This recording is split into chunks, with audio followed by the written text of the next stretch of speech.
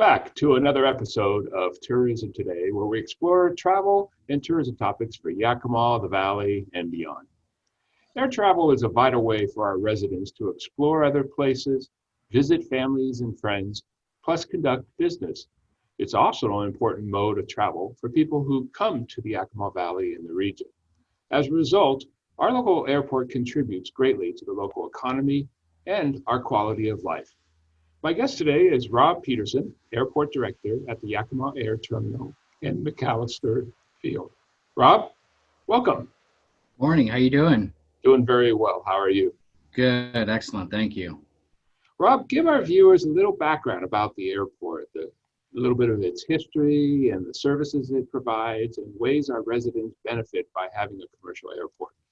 Absolutely, happy to. So the airport initially was inaugurated back in 1928, and where we had a variety of different air shows. Various people show up, and back then it was actually just a grass sage field with the intersection of 16th and Washington. So farm field surrounded by the airport. Over the past many years, we've expanded accordingly to meet our local community's demands and local businesses to where we're at today at about 865 acres. We have a lot of businesses located at the airport, and they range from Airlift Northwest that provides medical critical patient care to Harborview from Yakima to Boeing Field within 25 minutes. We recently were able to successfully attract the Department of Natural Resources. They have 3 helicopters based here as well as crews. And that was very important during the Evans Canyon fire because they were on scene very shortly. Various other businesses such as McCormick Air Center that provides aircraft maintenance as well as fueling services just like a regular gas station would. Triumph Accusation is located in the airport, and they actually make landing gear actuators for Boeing, the Boeing 737 specific aircraft. We have our regular freight, which is FedEx and UPS. FedEx has a sorting facility where they have one aircraft that's a large cargo aircraft that comes in from Spokane. And then we have UPS that parks adjacent to that with a large aircraft that brings packages from Spokane as well, or Boeing Field, whichever way they have the routing. So we want to make sure you receive your Amazon packages in time for your actual holidays coming up. We have Alaska Airlines, which is our main air carrier that services our airport. They provide typically about 4 flights a day to Seattle seasonally, and then back to 3. But we've seen a minor impact of the coronavirus that people want to yield to governor restrictions throughout the nation. Various states have those restrictions. So down to 2 flights right now, but we're slowly watching that passenger ridership increase. We have the Yakima Fire Department here to respond to any emergencies. They have specialized crew here to facilitate any type of response. And we have Cub Crafters. Cub Crafters is the number 2 aircraft manufacturing in the state of Washington, aside from Boeing. They had about 168 employees here at this location, and they have about 4 buildings here that design and manufacture various different types and models of a specific 2-seater aircraft. So they're very, very interested in expanding the aviation industry for private pilots as well as bush pilots up in Alaska. So they're continuing to expand, even though the pandemic has kind of put a slow down on manufacturing of aircraft, but they're still continuing to meet those demands. They're still got backlog of those orders. So yeah, that's kind of a summary of what the airport's been doing. We've had a lot of positive impact on passenger ridership recently, from 2013 all the way up prior to the pandemic in 2020. We went from about 54,000 passengers all the way up to 75,000 passengers prior to the pandemic that board an aircraft here at Alaska Airlines, which was made us successful in the 4th flight arriving here at the airport. So a lot of growth in the airport recently. We've also expanded aircraft hangar facilities. So McCormick Air Center recently inaugurated 8 aircraft hangar buildings here at the airport on the west side by Water Fire. So definitely growing in the right direction, which is good. Well, a lot of folks probably didn't realize all those activities were taking place out there. Usually they associate with seeing planes landing and taking off for their own personal use. Of course, as you mentioned, one of the big issues in 2020 and that's affected all of our lives, has been the COVID-19 pandemic, and it has its effect on operations there at the airport. Tell us a little bit about how it's affected air travel nationally and at our airport, and how have your team and the folks at the airport adapted to the pandemic issues? That's a great question. So ultimately, the pandemic has impacted various sectors of the aviation industry, transportation industry, all the way down to hotels, tourism, and to local businesses here. So we've all witnessed the hardship of the pandemic and the local restrictions on our government to make sure that we are safe as we continue on our day-to-day basis of our lives these days. Transportation wide, again, prior to the pandemic, the airport was seeing record passenger ridership. Everybody wanted to fly to their vacations, conduct business meetings, come visit Yakima Valley, and so on. But as the pandemic hit, it had a crippling effect on the transportation industry.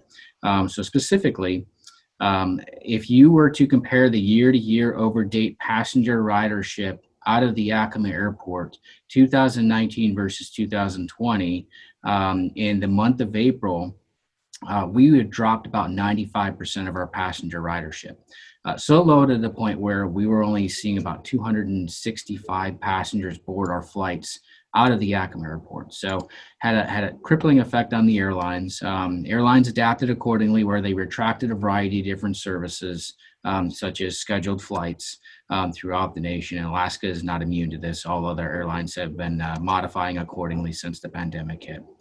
But the good news is as we are well knowledged or continue to increase our knowledge and experience of the virus and how we can make sure we can safely travel within the community as well as on air travel, we're starting to see that rebound of passenger ridership. So last month, we actually saw pretty close to 3,000 passengers board flights out of the Yakima Airport and then arrive accordingly. So about 6,000 passengers versus only about the 256 or maybe about 500 passengers in and out during the April. So it's about 800% increase in passenger ridership, which is good because we're starting to see that that increased demand for transportation. So we went from one flight down up to 2 flights, and hopefully 3 flights here in the near future during the holidays, but they have yet to announce that.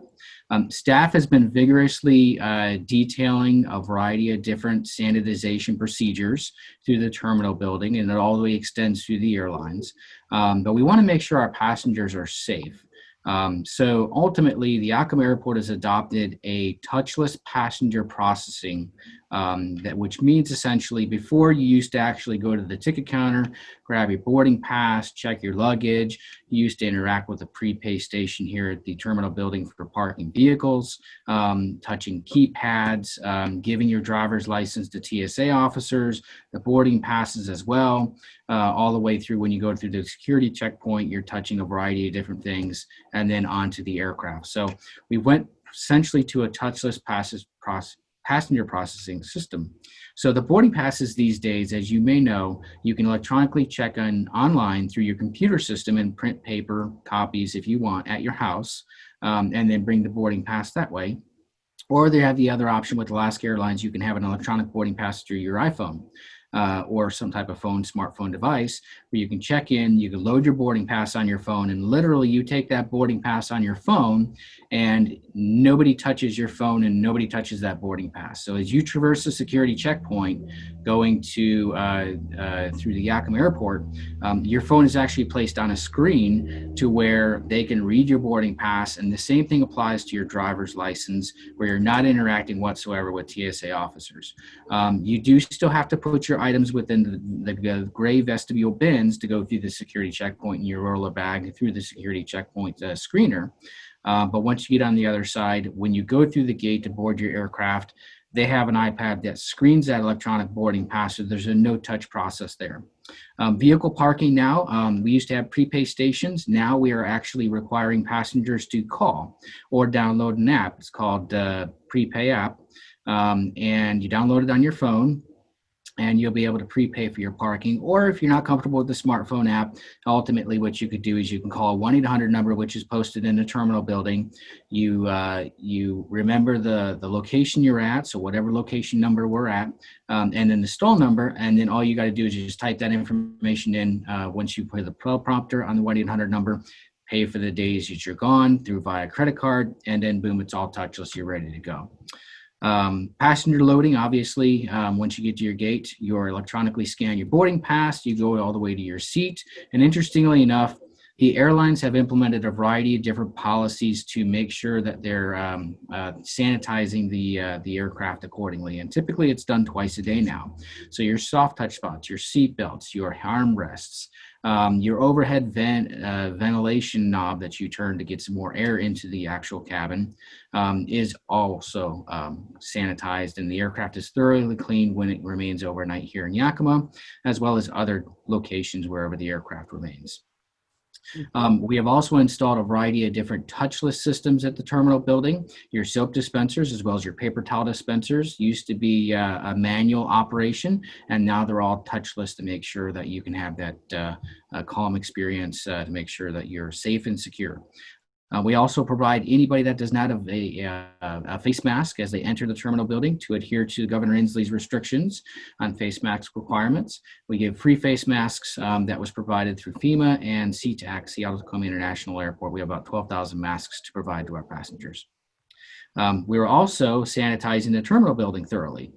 So the seats that you sit in, once you go through the security checkpoint, the armrests, the seats, TSA bins are thoroughly sanitized each time they're used. Restrooms are sanitized, vending machines are sanitized. So any of those soft touch spot areas in the terminal building is always sanitized on a daily basis, if not more frequently.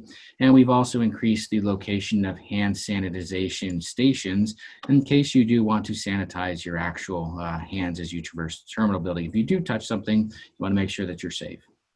There's a variety of other different methods what we've implemented. So we have social distance markings. So we have our Mind Our Wingspan with Alaska Airlines. It has little dots out there in the terminal building floor that allows you to have that 6-foot social distancing requirement. We have ample space in the concourse area to where you can spread out and not sit specifically close to somebody that you may not be familiar with. We have our TSA checkpoint. We've installed secure kind of a plexiglass dividers, as well as Alaska Airlines and some of the rental cars, and the Fast Lane food facility has installed plexiglass accordingly. And again, PPE, face mask, face coverings, and then a few other things that we offer in the terminal building. So we want to make sure that you're actually safe as you traverse the terminal building. Now, I get the main question from various passengers, is it safe to be on an aircraft? Well, we already kind of touched base on what the airlines are thoroughly doing as far as the cleaning methods. They've also implemented their flexible travel. So they understand if you do have a cold or you don't feel comfortable traveling that day, they typically allow you to rebook your flight in the future. That's obviously relevant because we don't have the idea of knowing when a governor is going to increase or reduce restrictions in various different states. So that may impact your travel accordingly as well. So we want to make sure that you have that flexible travel. Additionally, a Harvard study recently came out with a study with the Department of Defense that identifies if passengers use their face masks as well as other preventative measures on an aircraft, that can increase the ability, or decrease the ability, I should say, of contracting the actual virus. So we also have another report here, if I can grab it real quick. Which is the International Air Transportation Association last month published another study. Interestingly enough, since the pandemic has hit, since 2020, obviously, there's been 44 cases of COVID-19 that's contracted on aircraft. If we take the amount of people that have actually flown on an aircraft nationwide, we have 1.2 billion passengers traveling at that time. That's 1 in every 27 million passengers that you may have the possibility to contract a virus on an aircraft. Again, those factors are because it's so low. The reason for that is because they have HEPA filters and they circulate the air in the actual aircraft cabin 20 to 30 times each flight, versus if we're sitting in our office right now, we have our air circulating maybe about 4 or 5 times throughout the day. Seat backs act as a physical barrier. They continue to increase their sanitizations, operations, and various other methods to make sure that you're safe, such as face masks. They hand out hand sanitization wipes. They've limited their food service and beverage service on all long flights. So definitely make sure you bring your snacks accordingly as you take those long flights to wherever you're going. So it's been a very interesting ride. We are looking forward to a full recovery. We're very hopeful that the vaccines are very distributed here in the near future, and we'll see the public continue to increase the availability of passenger ridership on aircraft, and start to visit your family and friends and take that vacation that's well needed, because I think we all need them. Rob, I really appreciate that, because I know a lot of folks have had questions, and it definitely draws to the value of flying through our local airport. You don't have to deal with the pass. You don't have to deal with the traffic and the masses that are at SeaTac to a great extent. You're just eliminating a lot of that at a smaller venue. And it's very clear to me with your descriptions, and also what I've read what the airlines have done, that it can be a very safe experience. And of course, there's a website, flyykm.com, that people should use to find the best routes, the times that the airport has put together. And it's an amazing resource. So I encourage everybody to take advantage of that. And Rob, I want to thank you again for joining us and giving us an update. And we'll have you on in a future episode to share more about what's happening at our wonderful local airport. Absolutely. Thank you for the opportunity. Greatly appreciated. Thanks for being on. So that's another episode of Tourism Today. Join us again when we talk about future topics that are of importance to our valley as well as to you on travel and tourism. Until then, bye now.